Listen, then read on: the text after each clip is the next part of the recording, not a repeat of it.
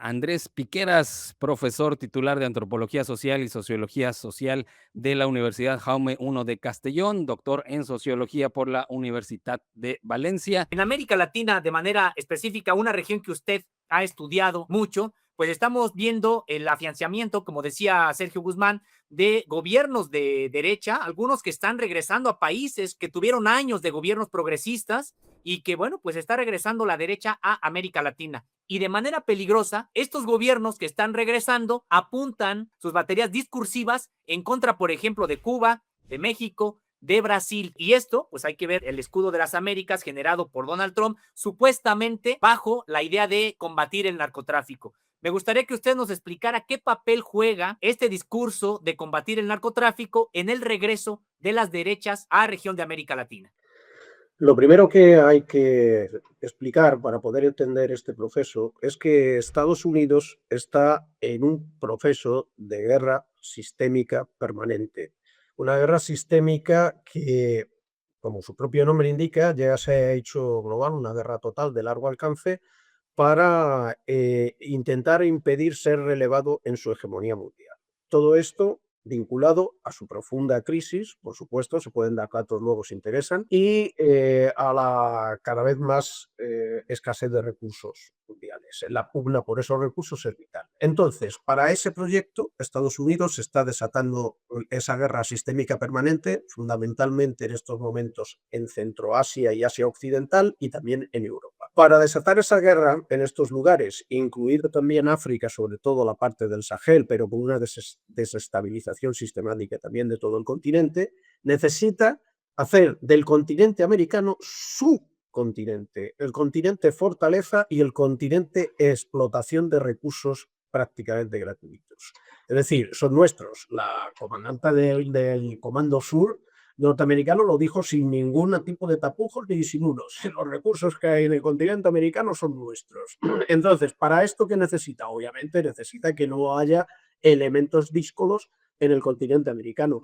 Y eso significa todo un destrozo de las condiciones electorales y democráticas del continente. Implica injerencia directa en todos los procesos electorales. Si no votan por mi candidato, no habrá apoyos económicos, subiré los aranceles, no estarán sujetos a más fondos de ayuda del Fondo Monetario Internacional o del Banco Mundial, por ejemplo. O sea, injerencias directas. Y además puede haber represalias de cualquier otro tipo. Podemos incluir las de las bandas delincuenciales, como se hizo continuamente desde hace décadas en Colombia, como se viene haciendo en México desde hace tiempo también, y como se amenazó a Chile con hacer también y con toda la desestabilización social y lucha de todos contra todos que se genera cuando las sociedades se delincuencian. Y esas bandas delincuenciales son fundamentalmente bandas paramilitares infiltradas, armadas desde los propios centros hegemónicos, obviamente.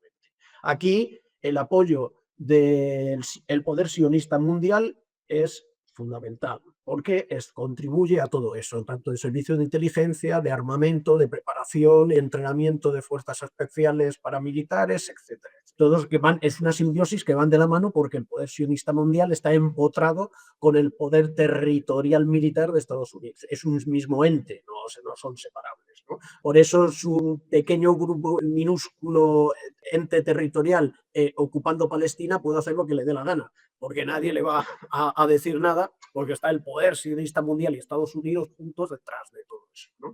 Entonces, esa ultraderechización de todo el continente es básica para quintas columnas o enemigos internos de cara al proceso de guerra total abierta que cada vez se va intensificando más. Es una guerra de largo alcance, pero cada vez con mayor intensificación y necesita dejarse el campo interno libre de posibles enemigos internos, queremos decir, ¿no?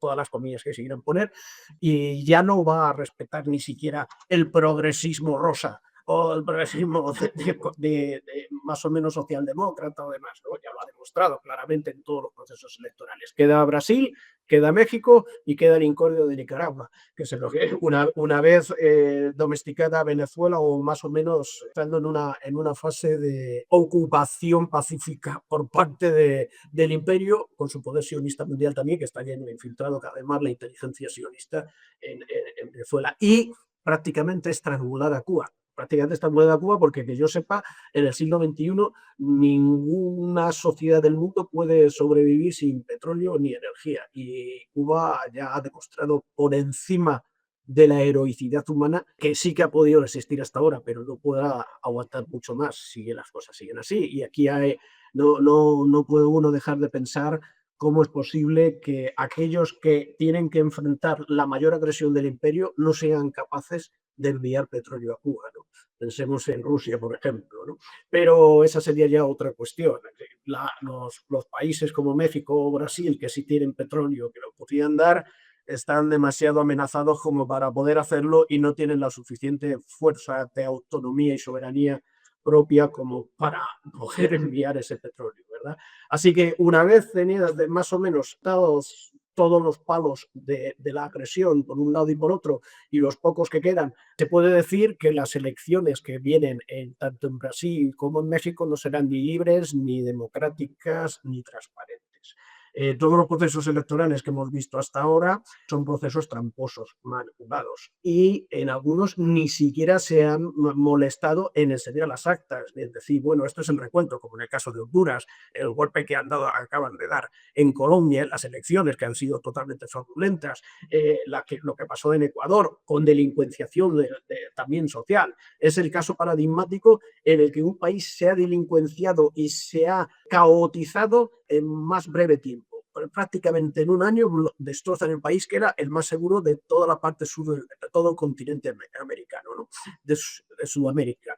Y lo ha convertido, pues eso, en un país delincuencial con un presidente delincuente que está ahí. Y entonces estos presidentes que va poniendo Estados Unidos son como esporas o réplicas de Trump, que más o menos figuran en su proyecto estratégico de lo que hay que hacer para destruir sociedades. Milei, Noboa, Bukele, presidente de Panamá, el que acaban de poner en Chile, todos son réplicas suyas que están más o menos siguiendo un programa sistemático de destrozo y descuartizamiento de las sociedades. Ahora bien, dicho esto, también es cierto que ese proyecto no se va a poder seguir haciendo de la misma manera, de forma, digamos, pseudo-democrática o con pantallas así y de forma pseudo-pacífica, ni siquiera con delincuencia social. Incluso estos procesos fraudulentos y con toda la injerencia en introducción y penetración de elementos discordantes, de fondos, de manipulaciones económicas, de guerra sucia económica, etcétera, etcétera, encuentran una oposición cada vez más frontal, al menos numérica en mayorías, porque les cuesta aún así manipular las elecciones. Tienen enfrente votos que son realmente mayoritarios en favor de las opciones progresistas o más progresistas incluso a la izquierda. Entonces se ven forzados a adulterar y a falsificar las elecciones. Eso quiere decir que hay sociedades que están conscientes en ese sentido de lo que pasa. Lo que ocurre es que, desgraciadamente, las claves organizativas de organización social, política, que sean capaces de trasladar todo ese sentir y toda esa rabia, frustración y conciencia de lo que pasa en claves de sujetos políticos organizados que sean capaces de enfrentar esta ola de ultraderechización. Que, por cierto, no solo es para el continente americano, es una receta igual para el pseudo continente europeo, que en realidad es una península de Asia, porque el proceso de ultraderechización de Europa está clarísimo que puede ser la sala de un proceso de renazificación, según vayan las claves de la guerra y según se desenvuelvan las claves de la guerra contra Rusia. Está claro que en estos momentos de militarización social y de militarización de las relaciones sociales a escala planetaria, se necesita que las sociedades estén disciplinadas, uniformadas y subordinadas. Y eso requiere procesos también de paramilitarización y de formación cada vez más antidemocrática o más, va a decir dictatorial, pero podemos decir al menos de rigidificación de los procesos sociales. O sea que esto es una receta la tiene para gran parte del planeta, no solo para el continente americano. Lo que pasa es que ellos consideran el continente americano suyo, como también consideran al pseudocontinente europeo suyo, porque ahora mismo Europa desde hace tiempo se ha convertido, si no en el primero, en el segundo patio trasero de Estados Unidos. Y no hay más que ver las declaraciones sumisas y lacayas de la mayor parte de los gobernantes europeos, empezando por el secretario general de la OTAN, que solo le hace falta ir arrastrándose de rodillas ante la presencia de Trump. Con todo este panorama que muy bien usted está describiendo de lo que está sucediendo en América Latina y en este caso en el mundo, ¿qué nos espera entonces? Pero esta parte que usted mencionó, que es gente que no pueda estar conforme con esta situación, ahora han hecho todos estos procesos como una barredora, como ocurrió en Colombia, pues este nuevo presidente que bueno, tiene antecedentes cuestionables, pero la gente se va a quedar así. O sea, con los brazos cruzados, o sea, sin hacer nada. O sea, vamos a dejar que todo se derechice. ¿Qué se puede hacer en ese caso? Las sociedades, ¿qué pueden hacer? ¿Tienen alguna capacidad de respuesta? Va a tardar, ¿no? Aquí hay una cuestión que también hay que decir. El neoliberalismo o la fase neoliberal no sirvió para recuperar las tasas de ganancia de modo de producción capitalista, que fue una de las claves por las que la desataron, en gran medida, salvo por aumentar la explotación de la fuerza de trabajo. Pero sí valió para una cuestión: eliminar los sujetos antagónicos o marginalizarlos de casi todo el conjunto entero del planeta. Las ofensivas finales de los años 60 en Indonesia, luego en el cono sudamericano, en el cono surafricano, etcétera, etcétera, más las ofensivas en la propia Europa para destrozar los sindicatos y demás,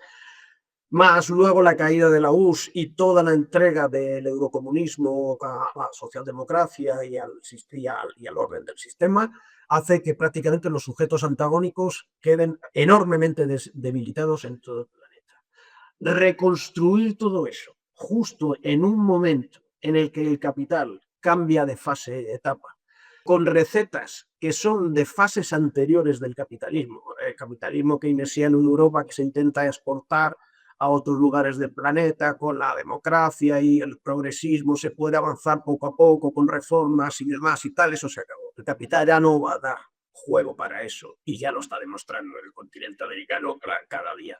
Ya eso se acabó. Pero entonces los sujetos políticos, todavía llamémosles de izquierdas, siguen anclados en las fases anteriores del capitalismo, pensando en combatir estos procesos en conclaves de otra fase anterior del capitalismo. Esto no puede ser. Si no reestructuramos nuestras estrategias y somos capaces de reorganizar y formar sujetos que sepan entender, leer bien y entender la fase en la que estamos, para saber cómo podemos combatirla y cómo podemos protegernos, para empezar, protegernos contra ella, y articularnos a escala primero regional, luego continental y luego mundial, probablemente vamos a pasarlo muy mal. La humanidad en su conjunto está en un impasse ultra peligroso. Yo diría que cuando digo ultra peligroso no es de como extinción, pero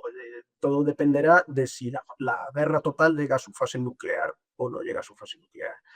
Con esto quiero decir que en estos momentos no solo ya nos jugamos más o menos cuotas de bienestar, democracia o desarrollo, sino que nos estamos jugando las propias posibilidades de existencia. Por lo menos en muchas partes del planeta pueden ser borradas del mapa sociedades enteras.